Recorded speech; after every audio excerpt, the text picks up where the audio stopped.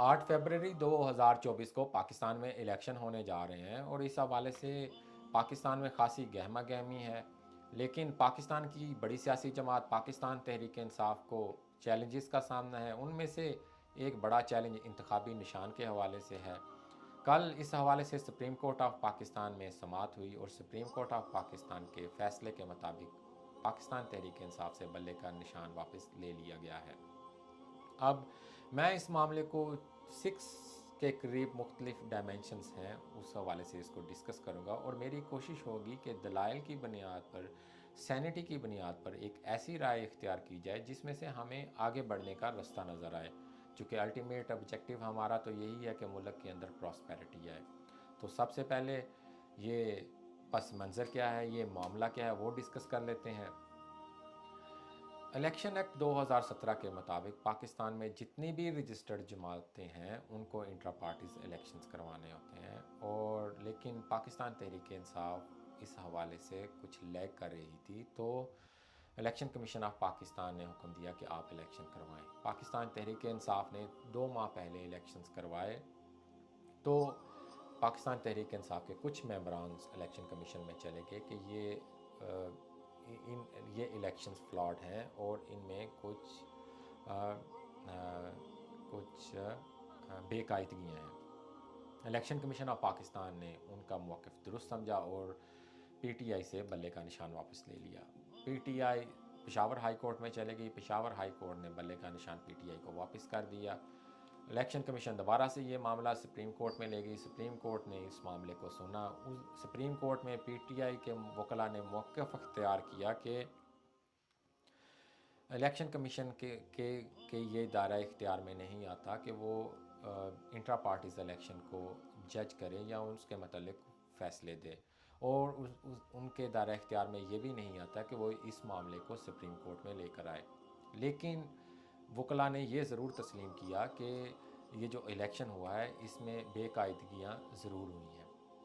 Election commission के वकला ने मौक़िफ़ इख्तियार किया कि हमें बिल्कुल 100% हमारा ये दायरा इख्तियार में आता है, और हमने इस हवाले से ना सिर्फ पीटीआई के ख़िलाफ़ कार्रवाई की है बल्कि 13 दीगर जमातें भी हैं जिनके ख़िलाफ़ हमने कार्रवाई की है, और एक जमात को तो हमने मुकम्मल तौर पर बैन कर दिया है। सुप्रीम कोर्ट ने एग्री कर लिया इलेक्शन कमीशन के मौक़िफ़ से और फ़ैसला दे दिया कि बल्ले का निशान वापस। अब अपेरेंटली चूँकि एडमिटेड फैक्ट है, वकला ने तस्लीम कर लिया, तो लगता तो यही है कि 100% कानून की बेस के ऊपर ये फ़ैसला हुआ है। और अगर 100% कानून की बेस के ऊपर फ़ैसला हुआ है तो ये फ़ैसला अच्छा भी है, चूँकि हम सब में ये राय पाई जाती है कि हम पाकिस्तान के अंदर डायनेस्टिक पॉलिटिक्स ख़त्म होनी चाहिए, अजारादारी ख़त्म होनी चाहिए। तो ये इंट्रा पार्टीज़ इलेक्शन बेसिकली एक बेसिक टूल है उस ऑब्जेक्टिव को अचीव करने के लिए कि जहाँ पे डायनेस्टिक पॉलिटिक्स ख़त्म हो जाए और जो पार्टीज़ हैं वो इंस्टीट्यूशंस का रूप फॉर्म कर लें। यहाँ पे भी यही होता है कि जितने भी पार्टी लीडर्स हैं वो नॉमिनेट कर देते हैं और लोग ओहदेदार बन जाते हैं पार्टीज़ में। अगर हमारी राय ये है कि 100% डेमोक्रेटिक वैल्यूज़ होनी चाहिए, तो हमें इसको फेवर करना चाहिए कि 100% इम्प्लीमेंटेशन ऑफ लॉ होनी चाहिए इंट्रा पार्टीज़ इलेक्शन के हवाले से भी। ये एक बात होगी। अब दूसरी बात, हमने अपना कॉन्टेक्स्ट देखना है। कॉन्टेक्स्ट ये है कि इलेक्शन होने जा रहे हैं। तो क्या इस वक्त हम इस बात के मुतहम्मिल हो सकते हैं कि एक बड़ी सियासी जमात से उससे बल्ले का निशान वापस ले लिया जाए, और वो बल्ले का निशान भी इस सूरत हाल में वो हो, मतलब वो इंट्रा पार्टीज़ इलेक्शन भी इस सूरत हाल में हुए हों कि लीडरशिप जेन्युइन कि या नॉन जेन्युइन उस डिबेट में जाए बगैर जेलों में है, और इलेक्शन कौन करवाएगा? तो इलेक्शन वकला ने करवाए। अब वो एक नए लोग थे पार्टीज़ के अंदर, उन्होंने इलेक्शन करवाया, उसमें से कुछ फ्लॉज आ गए, उनकी बेस के ऊपर आपने 100% कानून अप्लाई करके तो बल्ले का निशान वापस ले लिया। तो मैं ये समझता हूँ चूँकि हमारे यहाँ इलेक्शन होने जा रहे हैं, हम एक एवोल्यूशन के प्रोसेस के ऊपर हैं, अभी हम स्ट्रगल कर रहे हैं, उसमें भी हमें खिड़कियाँ डाल दी जाती हैं, कभी उधर से मसला डाल दिया जाता है, कभी इधर से कर दिया जाता है, तो हमारा जो डेमोक्रेटिक प्रोसेस है उसको चलने नहीं दिया जाता। तो अभी वो 100% डायनेस्टिक पॉलिटिक्स ख़त्म करने के लिए intra parties election, it will take time, but this is not the right time. तो मेरी राय ये है कि पाकिस्तान तहरीक इंसाफ को बल्ले का निशान वापस होना चाहिए, और चूंकि इलेक्शन होने जा रहे हैं तो लोगों को अपनी राय देने का मौका मिलना चाहिए। लोगों से ये इख्तियार वापस नहीं लिया जाना चाहिए कि वो अगर किसी को वोट देना चाहें तो वो इख्तियार ही उनसे छीन जाए। ये बाय द वे ये सिनारियो पहली दफ़ा नहीं हो रहा है, अभी सिर्फ पीटीआई के साथ नहीं हो रहा है, ये 2017-18 में भी हुआ है, जब मियां नवाज शरीफ को डिस्क्वालीफाई कर दिया गया, और उस वक़्त लोग मियां नवाज शरीफ को वोट देना चाहते थे लेकिन वो पॉलिटिक्स का हिस्सा नहीं थे। वो ना सिर्फ 2018 में 2002 में भी यही रहा, उनको इलेक्शन लड़ने का मौका नहीं दिया गया, और 2008 में भी वो इलेक्शन नहीं लड़ पाए थे। और पर्टिकुलरली अगर निशानों के हवाले से भी बात कर ली जाए तो ये भी एक पहला मौका नहीं है कि किसी पार्टी से निशान वापस ले लिया गया हो। 2017-18 के सेनेट इलेक्शन में भी पाकिस्तान मुस्लिम लीग नवाज से शेर का निशान वापस ले लिया गया था। और अगर थोड़ा सा पीछे जाएं तो 2002 में पाकिस्तान पीपल्स पार्टी की जमात को ही ख़त्म कर अनरजिस्टर कर दिया गया था, जिसकी बेस पर एक नई जमात को रजिस्टर करना पड़ा, पाकिस्तान पीपल्स पार्टी पार्लियामेंटेरियंस के नाम से, और फिर उसने इलेक्शन में कॉन्टेस्ट किया। और थोड़ी सी और पीछे हिस्ट्री में जाएं तो तीर तलवार का भी थोड़ा सा इशू है, और भट्टो साहब की वो जो थोड़े से मुझसे बड़ा तजुर्बा रखते हैं सियासत को समझने के हवाले से, वो इस हवाले से भी बात कर सकेंगे। अच्छा, तो बात तो मैंने बता दी कि मेरी राय तो ये है कि इलेक्शंस हैं, मौका दिया जाना चाहिए, कियास है, कियास को ख़त्म करना चाहिए, पीटीआई को निशान वापस दें, लोगों को इंतखाब करने का मौका मिलना चाहिए। अच्छा, अब वे फॉरवर्ड क्या है? वे फॉरवर्ड ये है कि पाकिस्तान तहरीक इंसाफ को चाहिए कि सुप्रीम कोर्ट में अपील दायर करे इस फैसले में, और उसमें सुप्रीम कोर्ट ऑफ पाकिस्तान उनकी अपील को अल्लाह करे कि वो एक्सेप्ट करे, और एक सख्त तनबीह के तहत सख्त तनबीह भी दे, चूँकि अल्टीमेटली हमने 100% तो वो अटेन करना है डेमोक्रेटिक वैल्यूज़ को, तो उसके लिए इंट्रा पार्टीज इलेक्शंस को भी बड़ा सीरियस लेने की ज़रूरत है, और 100% रूल अप्लाई होना चाहिए, लेकिन अभी मौका नहीं है। अच्छा, अब बात कर लें पाकिस्तान मुस्लिम लीग नवाज़ के लीडर के हवाले से, चूँकि वो भी मेन कंटेंडर हैं, and this is 100% a political game, तो उनकी आवाज़ बड़े मायने रखती है यहाँ पे, और उनकी एक हिस्ट्री भी है कि उन्होंने हमेशा मेरी नज़र के मुताबिक, जो कि मैंने अपनी ऑब्जर्वेशन और दलाइल की बेस पर फॉर्म की है, कि उनकी हिस्ट्री को देखा जाए तो उन्होंने अपनी ज़ाती पॉलिटिक्स के ऊपर नेशनलिज़म को फोकियत दी है।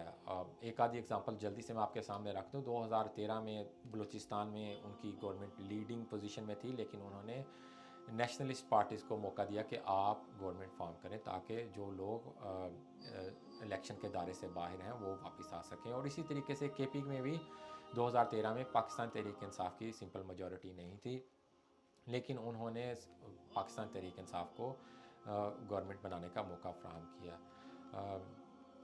तो उनकी इस पस मंज़र को देखते हुए मेरी ख्वाहिश ज़रूर है कि वो इस हवाले से पॉलिसी बयान ज़रूर जारी करें कि पाकिस्तान तहरीक इंसाफ को बल्ले का निशान वापस किया जाए, और एक पाकिस्तान के अंदर इलेक्शन हों। ये होगी तीसरी बात। इसके अलावा एक चौथी बात थी, मैं एक और भी आपसे बात करना चाहता हूँ।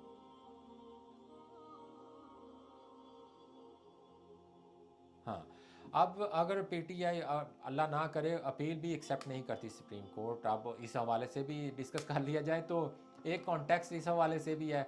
अब पाकिस्तान तहरीक इंसाफ के जो बानी रहनुमा हैं इमरान खान साहब, उनकी हिस्ट्री भी कोई इतनी अच्छी नहीं है। वो उन्होंने भी बड़ी लेग पुलिंग की हुई है। फॉर इंस्टेंस अगर आप डिस्कस कर लें, जो अभी हमारे करंट चीफ जस्टिस हैं, उन चीफ जस्टिस को भी उन्होंने साजिश का हिस्सा बनते हुए उनको अतारने की कोशिश की कि वो मुल्क के चीफ जस्टिस ना बन पाएँ। अब हमारे यहाँ मुल्क में हमने वो लेवल तो अटेन नहीं कर पाया कि जहाँ पे हम लोग अपनी अपनी जो हॉस्टैलिटीज़ हैं उनको साइड पर रख कर 100% और दरगुजर से काम लें। तो वो भी कॉन्टेक्स्ट में आ जाती हैं। अब ये भी सामने नहीं रखा जा सकता कि अगर फॉर एग्ज़ाम्पल काजी फ़ायज़ ईसा साहब के साथ कुछ अगर माजी में ज़्यादती हुई हुई हैं तो वो कानून के 100% इम्प्लीमेंटेशन के हवाले से थोड़ी सी रिलैक्सेशन दिखाएं, चूँकि एक हिस्ट्री है। तो ये एक साइड बात थी। अब अगर अपील नहीं भी मानी जाती है पाकिस्तान तहरीक इंसाफ की, तो पाकिस्तान तहरीक इंसाफ ने अपने कैंडिडेट्स नॉमिनेट कर दिए हुए हैं। मैंने उनकी वो लिस्ट देखी है। तो अब पाकिस्तान तहरीक इंसाफ को ये भी एज हासिल है कि पाकिस्तान तहरीक इंसाफ की सोशल मीडिया के ऊपर बड़ी अच्छी खासी प्रेजेंस है। लोगों को वो इजीली कम्युनिकेट कर सकते हैं कि भाई ये हमारे कैंडिडेट्स हैं और इस कैंडिडेट का ये निशान है। तो लोगों में भी उनके उनके जो वोटर्स हैं उनमें अच्छी खासी तादाद वो हैं जो जो पढ़ लिख लेते हैं, जो चीज़ों को समझ लेते हैं। मतलब समझ तो शायद मुख्तलिफ वर्ड है, पता नहीं ये इस्तेमाल करना चाहिए, अच्छा चलो छोड़ो। तो पढ़े लिखे लोग हैं, डिग्री याफ्ता लोग हैं, तो वो उनके लिए ये प्रॉब्लम नहीं है कि वो अंडरस्टैंड कर लें कि ये हमारा नॉमिनेटेड कैंडिडेट है। तो इलेक्शंस के अंदर भरपूर तरीके से हिस्सा ले पाकिस्तान तहरीक इंसाफ, भले ही इलेक्शन में उनके पास निशान नहीं है। माजी की मैंने आपको एग्जांपल्स दे दी हैं। सेनेट में PMLN के पास नहीं था, पीपल्स पार्टी को अनरजिस्टर कर दिया गया था। इलेक्शंस में हिस्सा लें और लोग अपनी राय दें। अब फाइनल बात, जो सबसे इम्पॉर्टेंट बात है वो ये है कि फाइनल बात हमारे पास रहती है। हमने वोट करना है, हमने वोट डेवलपमेंट पे करना है, माजी की परफॉर्मेंस की बेस पे के ऊपर करना है, क्योंकि हमने अपने मुस्तकबिल के लिए वोट करना है। गुजारिश मेरी ये है, किसी को निशान मिलता है नहीं मिलता है, आपने वोट प्रॉपर असेसमेंट के ऊपर देनी है। मैं आपको प्रॉपर असेसमेंट के लिए एक क्राइटेरिया दे देता हूँ। फेडरल लेवल के ऊपर शायद हमारे पास एक सीधी तस्वीर नहीं बनती है कि इमरान खान साहब को 5 साल हुकूमत करने का मौका नहीं दिया गया। इसी तरीके से 5 साल नवाज शरीफ साहब को भी मौका नहीं कभी मिला कि वो भी अपनी वजारत उस्मा 5 साल के लिए पूरी कर पाएँ। तो शायद एक बैलेंस्ड हमारे पास क्राइटेरिया नहीं है कि हम असेसमेंट कर पाएँ, लेकिन एक असेसमेंट का क्राइटेरिया अभी भी हमारे पास है। हम बड़ी आसानी से पंजाब के अंदर 2018 से लेकर 2008 से लेकर 2018 तक मुस्लिम लीग नवाज़ की हुकूमत रही है, जबकि 2013 से लेकर गालिबन 2022 तक पाकिस्तान तहरीक इंसाफ की हुकूमत रही है। तो आप उन दो प्रोविंशियल गवर्नमेंट की परफॉर्मेंस को आपस में कंपेयर करें और टेंजिबल टेंजिबल प्रोजेक्ट्स को देखें। टेंजिबल प्रोजेक्ट भी मैं इस वजह से कहते हैं कि that will bring ease for you for evaluating the performance, और फिर उसकी बेस पर वोट दें। किसी शख्सियत परस्ती की बेस के ऊपर वोट ना दें, डेवलपमेंट की बेस के ऊपर वोट दें। अल्लाह ताला आपका हामी और नासर रहे। जज़ाकल्लाह।